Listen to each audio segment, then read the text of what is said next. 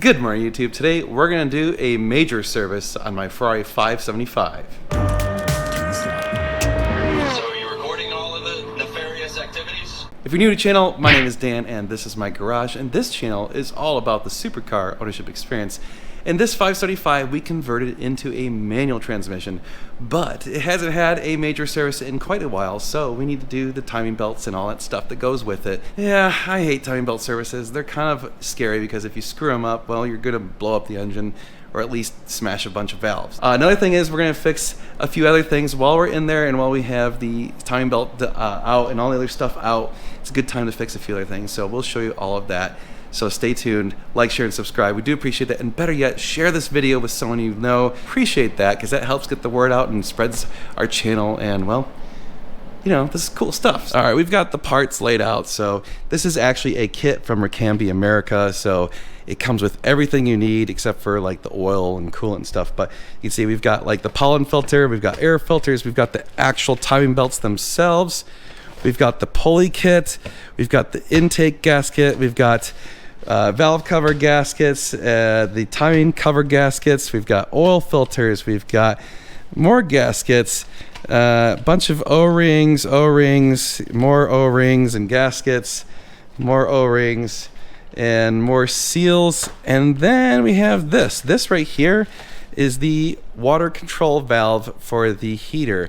So if you didn't know, this thing has a bit of an issue where the heater is just always on, and what we believe is happening is this guy is stuck open in the car. So basically hot water comes in, and normally this thing is controlled by the computer and says, hey, open up only as much as you need to let in as much hot water to get the heat going. Well, we think it's just stuck open, and so we're gonna replace that. And it works out perfectly because we're gonna have to drain the coolant anyway, and we don't want to pull out this valve until we've done that because, well, it's located inside the cabin, and then we dump coolant all over the place and it would be a mess. So yes, good timing. Two birds, one stone. All right, YouTube, so we're under the 575. You can see here's the oil filters.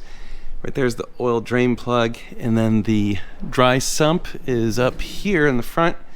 So that is the drain plug for that. Looks like the seal's a little leaky on that one, so it's probably a good time to replace it anyway. After that, we got the radiator drain plug right there. So we'll drain out all the coolant. All right, this rear drain plug is 19 millimeters. Oh, really? You can't get that wrench in there all the way. Well, that'll be fun. Let me see if I can break it loose. Nope. Oh man, definitely need a breaker bar. Probably a good time to put on some gloves.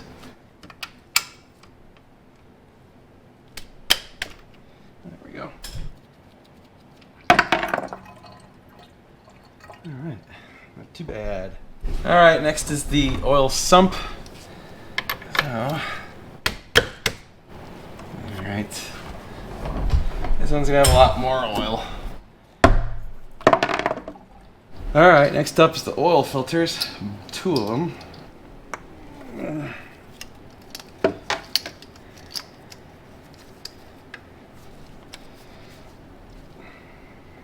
Oh, jeez. He-Man put on that one.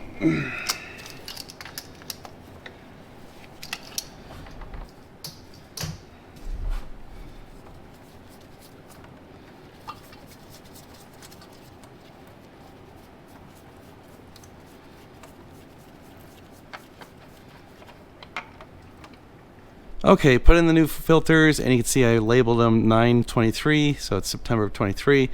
That way, whoever gets it next, well, they know when the oil was changed. Okay, now time to get wet. We're into the coolant. I've got my bucket, and I'm gonna pray that it kind of goes in the bucket, and we will see if I get lucky or not. Oh, that's a good actual thing on it. That's cool.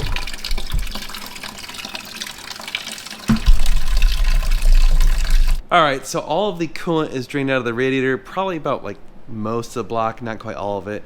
There's probably for sure still some coolant in the heater core, and that's actually the thing that I need to get rid of the coolant out of the most because we're going to be pulling off that water valve. So this thing right here is sitting inside underneath the dashboard.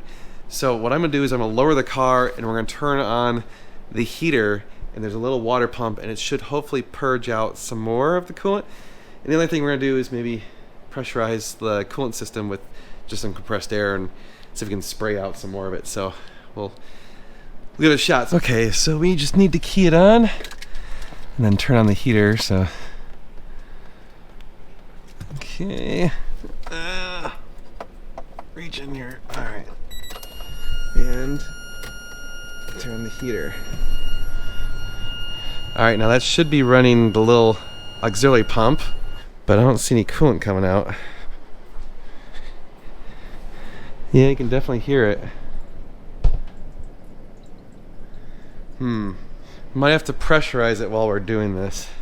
Nothing's coming out. All right, so I tried that, putting some compressed air into the tank, and didn't work. So what I'm gonna do is I'm gonna actually take off the wheel, pull off that fender liner, and then just drain the water out of where that little pump is, because that's probably the lowest point in the system. So we'll just drain as much as we can out of there, and hopefully that will help prevent that water valve from getting stuff in it. So we'll also turn on the heater again and let it drain a little bit more once we've got that popped off. All right, that's our water circulation pump, and here is the hose that is probably the lowest point in the coolant system. So we're gonna pop off this hose right here and do our best to try and get it to go into the bucket.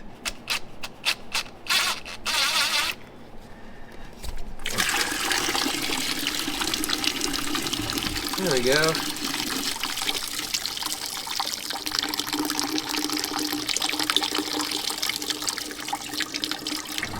That actually wasn't too bad. That should clear out a lot of the coolant that we had to worry about. So we're gonna roll the car back a little bit so I can open the door all the way. The problem is right now, sitting on the lift, that post is right in the way, so I can't open the door very far. I wanna be able to open the door all the way so I have as much access, because crawling under the dash sucks. All right, so we're under the dash, and right there you can see is that water control valve. It's kind of oriented like so. And there's a couple of Allen screws. Looks like there's gonna be two, hopefully just the two. And we can drop it down and pop off the hoses and replace it without trying to make a gigantic mess. So Ferrari, in their infinite wisdom, used a non-reusable clamp under there. So the only way to get it off is to, well, I just used a Dremel and cut it because I could not get it off any other way. The other one's gonna be a total nightmare because it's stuck way up in there under the dash. So pray for my sins. All right, I got the other clamp off using the Dremel. It was a bit tricky, but I got it. So I've got a ton of towels just waiting because I have no idea how much coolant's gonna come out, but let's pop off that hose. Let me tell you, that was a pain in the ass. So I wanted to verify that this was actually the problem of why we're always getting heat even when the AC's on. So I was like, let's just blow in it and see if it holds pressure. So you can see it's leaking. It's letting my air through. So here's the new one. Yeah, that was our problem. All right, YouTube, it's back in there. That sucked. Let me tell you, that was it's just uncomfortable. There's just no good angles. You're on your stomach and reaching up in there, and your arms are going numb. It's just not comfortable. Anyway, that's fixed. Hooray! So now we have a functioning heater and air conditioning. You know, stuff that you want in a car. All right, YouTube, we can finally move on to the actual timing belt portion of this video. So that other stuff was not necessary for doing the timing belts. What I'd like to do is see how the timing belts look and see if there's any signs of leaks from any of the gaskets, because, well, if we don't have to change out the gaskets, I don't know if I want to, because it seems to me like the gaskets might be one of those things where if it's not broke, don't fix it. The big thing is, how are the cam seals looking? So that's why we need to see what they look like. If there's any signs of leakage, then we got to replace all that stuff. So we're gonna just do what we can, take off the front panels and see how the timing belts look. If we can do a belt slap, then great, because there's no reason to do a bunch of other crap if it's not needed. Like, these gaskets have, from what I've seen so far, there's no signs of leakage. So obviously we're going to be pulling off these air boxes and some of the other stuff just to get in there and take a look. So that'll give us a better idea. So let's just start taking off stuff.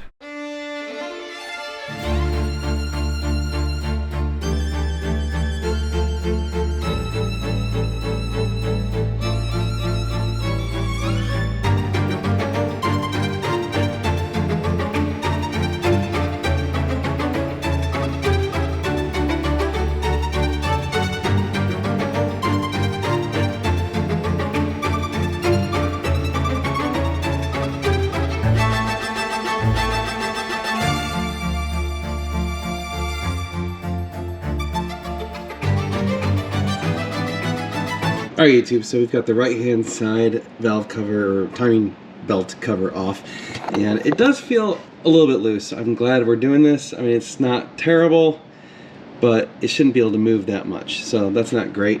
And then over here, the problem is we can't get this cover off until we get this belt off. So I believe this is the tensioner, and I think we have to get it from below, unfortunately. So either way, we're gonna have to pull off. Looks like both of those damn things. I'm not sure how else to get that belt around this disc right here. Looks like we might have to pull off the crank pulley, which really is gonna suck.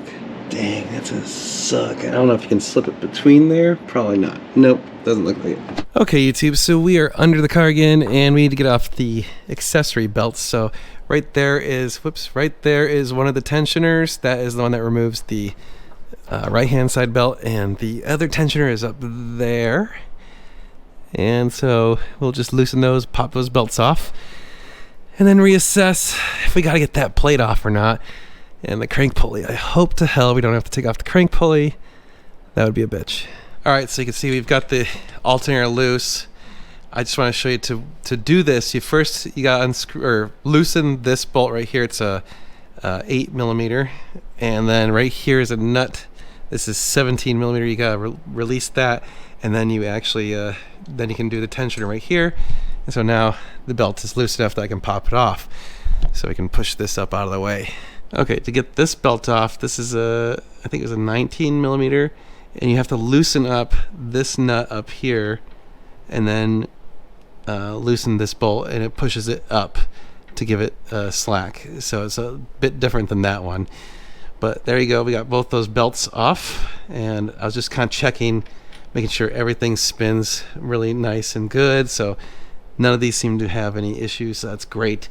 And just kind of inspecting the belt condition, and the belts look to be in great shape, so we're good there too. Alright, so you can see there's some red paint here.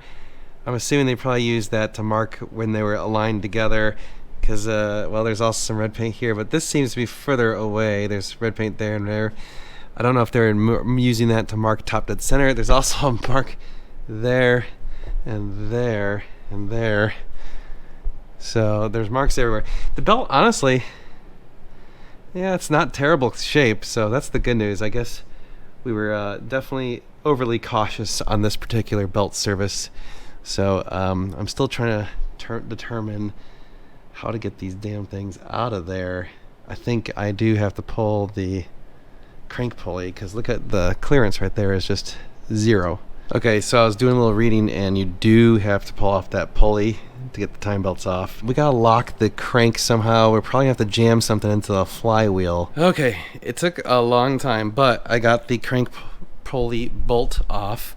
It is a 36mm bolt, and it's tightened to 210 foot-pounds, so that bitch is on there. The way I had to do it is using this breaker bar plus this bar extended on that bar as a cheater bar, and as you can see, I wedged a crowbar onto the flywheel to prevent the crank from turning. Whew, let me tell you, that was a complete pain in the ass. So now we have to get the pulley off, so we might have to use a pulley puller. Then we can finally get those damn belts out. Alright, we got the pulley puller installed, and then we just gotta crank on it until it pops off. Hopefully it doesn't take too much effort, because I hate these things. Alright YouTube, crank pulley is off.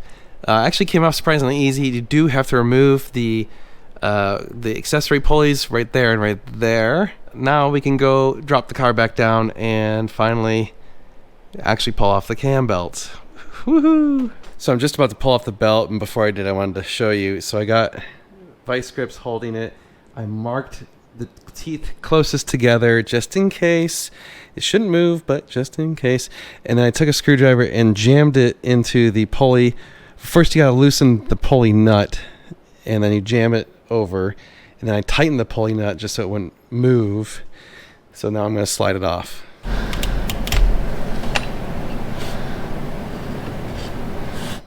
Change out the tensioner bearing, so I need to take this out anyway. Come here. What are you doing? You're bad. You're not helping. You're bad.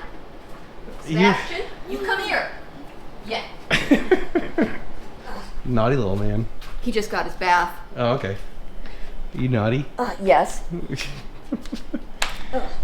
Okay, got the other belt tensioner off, and I found it's easier to just pull it all the way off to replace the bearing, so just do that, trust me. So another trick is to put the tensioner in a vise, that way you can compress it, and then that makes the bearing come off super easy. I don't know why I was using a bearing puller earlier. This is the way to do it right here. Okay, I know I didn't really show the reassembly, and that's because I really just wanted to concentrate on doing it right and not screwing it up. So now that I'm kind of done, I'll give you the walkthrough. So basically, what you do is you lock the cams out using vice grips. Then you're going to release this nut right here, and you can either choose to put something against the tensioner and pull it out and then retighten this so it's loose. Or in my case, I just pulled it out completely, and that seemed to work great. Then for the reassembly, you're gonna put the tensioner on, but you're gonna have to lock it out at the most extended part, since this one's actually pushing in. Put the belt on, and then you kind of have the belt sitting at the at the edge of the teeth, right? And the reason you do that is because then you can slide it over the tensioner, because it's still tight even with the tensioner released all the way. Then once you finally get the belt in position, you loosen this bolt right here, basically allowing the tensioner to have maximum tension. All right, now we can pop off the vice grips, and we can see that the marks I put on it are lined up perfectly.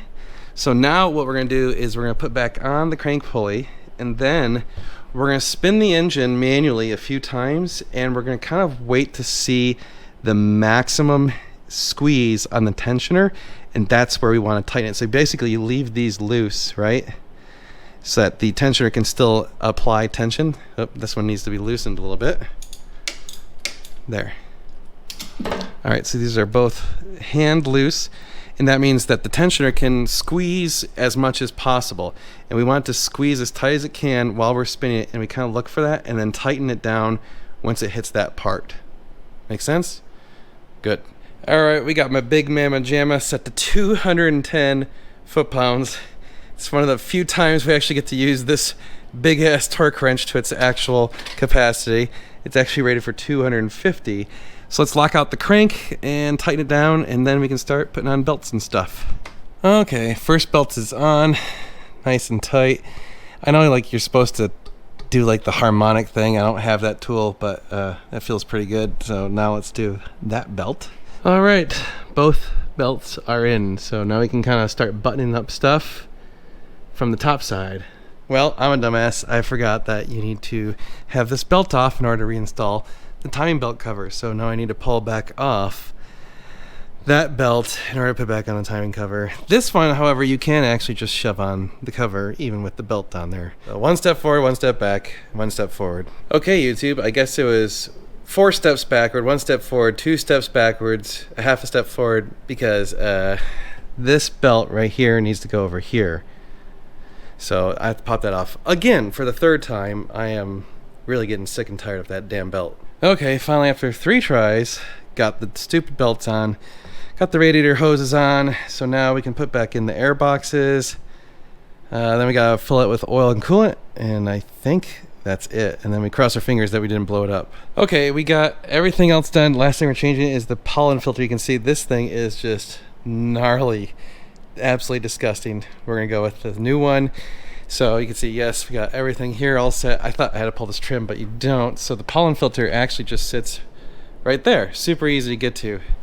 All right, YouTube, I'm exhausted. Well, we got oil. We're gonna add probably about, I don't remember exactly how many quarts this thing takes. I can't remember if it's 10 or 12. So we'll start off at like 9.5. Then we'll get it up to temperature and double check the oil. And then we're gonna do a vacuum pull for the coolant so we can fill it without having a bunch of bubbles in it. And then it's go time, and we start it up and test it. So basically, I just want to clarify one thing. This was basically a belt slap, not a true major. We didn't replace a bunch of gaskets. That's because, well, I don't trust my skills with those gaskets, and none of them were leaking. I had no signs of any oil leaking anywhere. So it's one of those where I feel like if it ain't broke, don't fix it. Also, we kind of don't know the history on this car. Well, we don't know when the last time the belts were done, so I just really want to do the belts and the tensioner bearings, because when those have a problem, then it's game over. I feel like if there's leaks from the gaskets, well, you'll survive for at least a while. So I was going to do the vacuum fill for the coolant, but I realized my vacuum system is at our shop. So I just poured it in, and we're going to have to burp it a bunch of times. Just going to do old school. So we'll start it up, and then we'll have to check the coolant level. It's going to obviously go down. We'll add some more, and add some more. So we'll run it for maybe just a minute, and then pop the cap. I guess it's time to fire it up. Also, I read online real quick, I think it holds 10 quarts of oil. So we started with 9, we should be good. We'll add one more or so after we get it fully warmed up. Okay, here we go.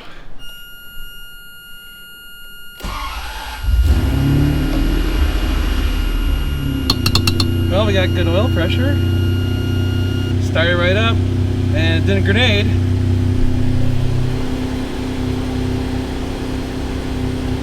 These are good signs. Well, it appears to be running okay up here. So that's all good stuff. It's still got too much fluid.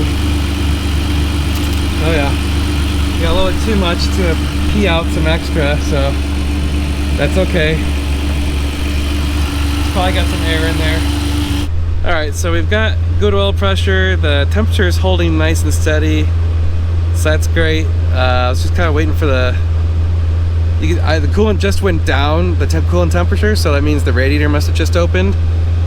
Interesting enough, it's not really getting very hot. I wonder if I have to push off on this car to turn off the AC. Is that what it is? Yeah, there it is. Okay. So this is one of those cars that in order to get heat, you actually push off to turn off the air conditioner. It's kind of weird. Okay, now it's starting to get warm. There we go. Yes! We have heat and air conditioning. Alright, well, let's go drive it for a second. First we want AC because it's Texas. Alright, well, we're just going to kind of go from here because there's a lot of traffic. So here we go.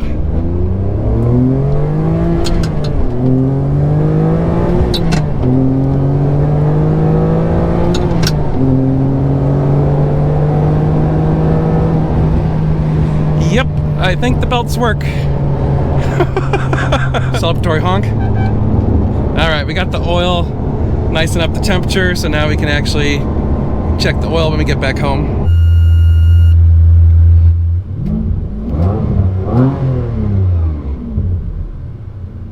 Nice. Alright, let's check that oil. Well, everything seems to be working. Didn't blow up, no smoke.